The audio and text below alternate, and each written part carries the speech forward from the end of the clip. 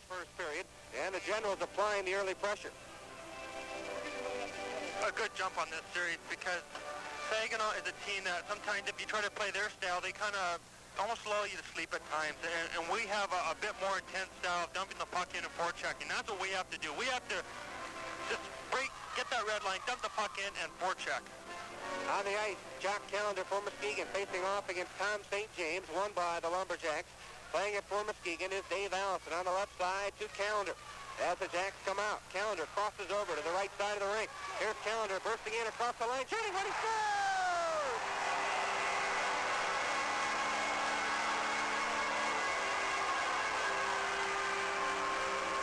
Well, the Lumberjacks had scored early in every game in that first series against Indianapolis, and they do it again here, getting the first goal just a minute and 58 seconds into the contest. I should say just 58 seconds into the contest as Jock Callander gets his fourth playoff goal, and the Lumberjacks take the 1-0 lead. It's the opening moments. You missed that first goal just 58 seconds into the game.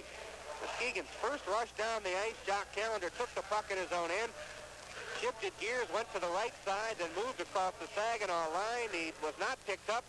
On a burst of speed, he moved in and let one fly from the right circle, and he got it past Darren Pang for the game's first goal. Callander's fourth of the playoffs, the assist to Allison. Meanwhile, off the face-off, the Generals come back, shot, and a goal! Brian Noonan. On a delayed penalty call, the Lumberjacks are going to be called for the penalty, and Noonan dumps one from outside of the Muskegon zone that Ford didn't come up with.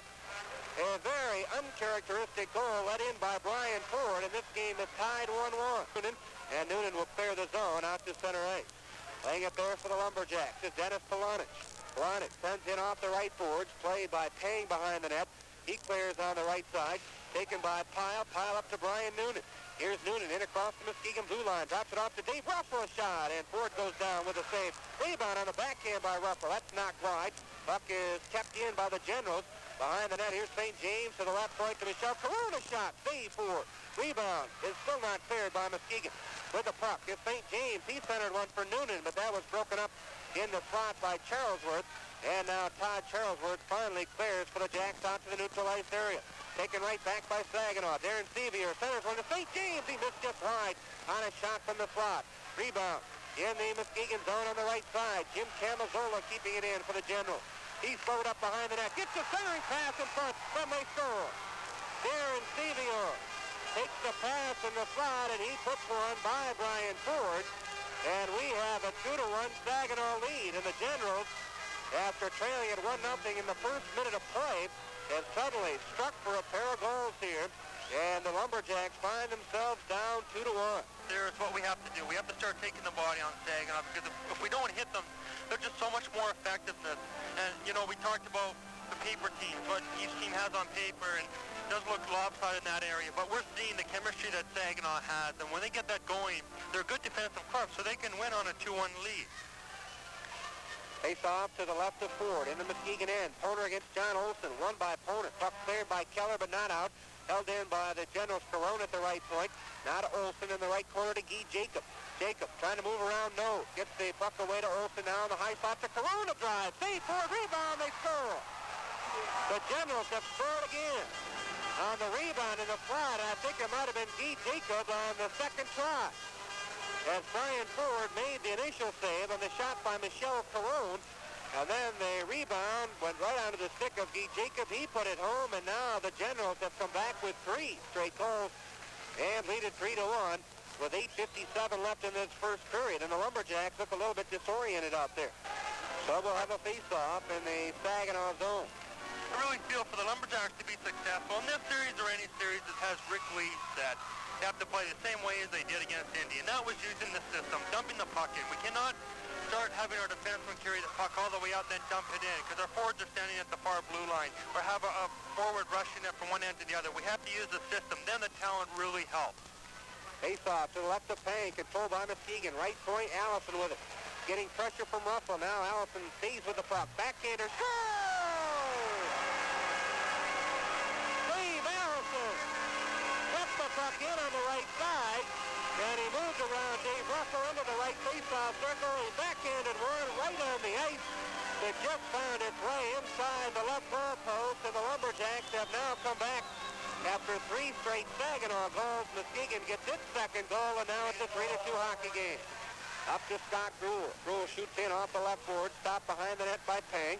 He clears on the right side, held in by Gruhl. A shot blocked in front by Caron. Rebound, but off. Saved by Pang. Another shot by Gruhl. Another save by Pang. And the puck is flipped by Luke Gauthier out of play. And Scott Gruhl looking for maybe the delay a game call on that, as he kind of raises his arms a bit toward the referee, Maine Donald.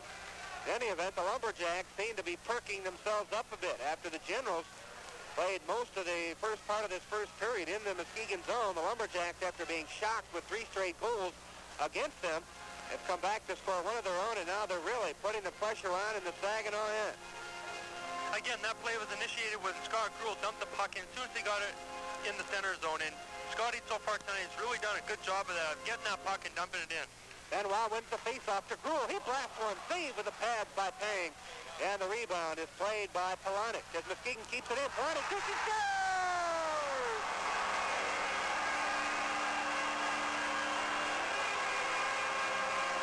Dennis Polonic with a shot that went off of Darren Pang.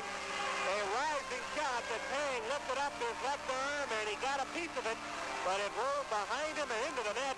And the Lumberjack deficit has been wiped out completely. It is a 3-3 hockey game, still with 6:32 left in this first period. And it looks as if we are in for an offensive shootout literally here tonight. Momentum.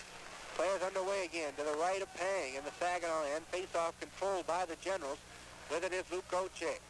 10 seconds left in the power play as the Generals make one last rush with a man advantage. On the right wing goes to John Olsen. Get across the line, sends it to Gauthier now behind the back pass to Michel Caron. He shoots one to the right of the goal, they score. Brian Noonan waiting at the right of the Muskegon goal, and the puck was sent to him, and he puts it home, and now we have a 4-3 Saginaw lead. Make that Kevin Robinson. It was Robinson on the right side of the Muskegon cage. And he took the pass from Michel Caron, and just as the penalty expired, the Muskegon's Wayne Grew, it was Kevin Robinson, who scored 34 goals on the regular year, to tip it home, and now the Generals take the lead again at 4-3. And again, Coach Rick Lee makes a quick line change. He's been shifting very quickly here. Coming out now, Jock Callander, along with Michayluk and Strueby, and the defensive pairings, I should say, changing as well. Forbes and Charlesworth coming on. Bode and Mayer going off. Here is the draw, controlled by the Lumberjacks. Charlesworth keeps it in the left corner for Michayluk. Michayluk struggling with Dwayne Robinson. And now the puck is taken by Jock Callander. To the right point to Mike Forbes. Here's Forbes driving one. That's blocked just wide. Backhand attempt on the wraparound by Michayluk to stop. Rebound. They score!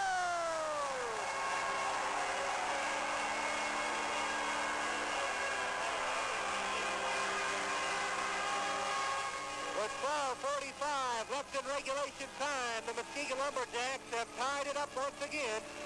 On the ball in the slot by Dave Michayluk.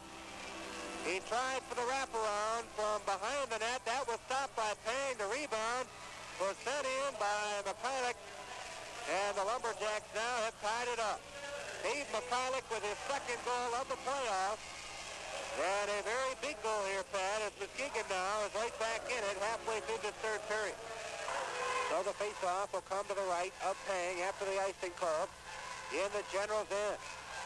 But a first game this has been. If this is any indication of how the series will go, it's going to be a dandy. Off the face-off, controlled by Muskegon. Poner, left point. It goes to Node. His shot wide in the right corner. After there's Poner behind the net. Gary Poner backhander right on goal. Pang the save. Puck cleared by Gauthier and played by Saginaw's Guy Jacob on the right side. Here's Jacob coming back, shooting one over the head of Ford. He gloves it and leaves it off behind the net to Mike Forbes. Forbes for Muskegon. Sends to the left point. Held in by Kevin Robinson. His shot on goal. Stick save by Ford. Rebound along the near board. Lumberjack struggling to get it out. Now Forbes heads to Grew up the right side for Poner. Here he can't catch up to it. Taken by Gauthier. Now stolen back by Wayne Grew.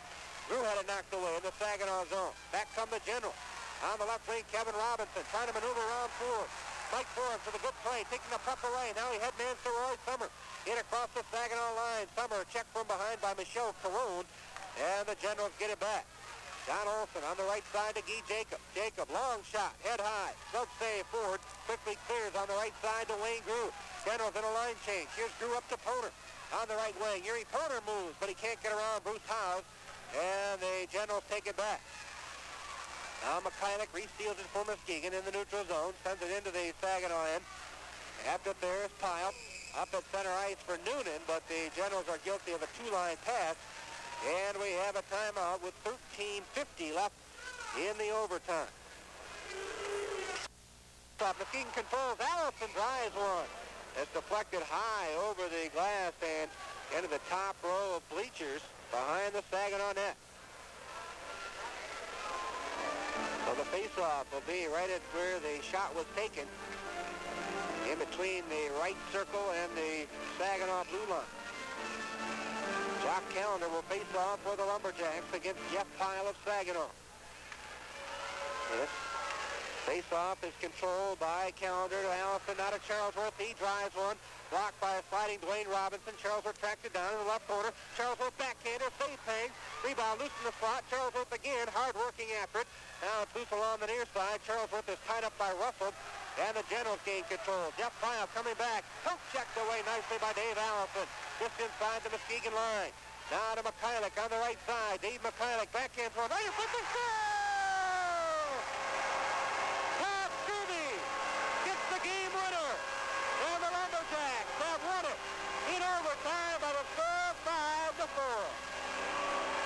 Well, what a hockey game this has been, and what a huge victory for the Muskegon Lumberjacks in this opener of the semifinals. As Dave Michayluk dropped the puck down the right side, and Todd Strueby came streaking down the left wing. Just skating for all he was worth, and Michayluk set the pass in the slot. Strueby gained control there, and right off the pass just skipped him by, and unaware Darren Pang. There was nothing Pang could do about that, as Todd Strueby came out of nowhere like a bolt of lightning, and he got his stick on that puck and tipped it home. Goal number 5 in the playoffs for Todd Strueby. None bigger for the big right winger from Lanigan, Saskatchewan, as he now gives the Lumberjacks a 5-4 win in this first semi-final game. Oh boy, what a game, Pat Rabbit, and what a prelude to this series. That's right, it's definitely a good step. It took the Lumberjacks first 15 minutes to really get on track, but after that, they totally dominated the next 18 minutes of the game.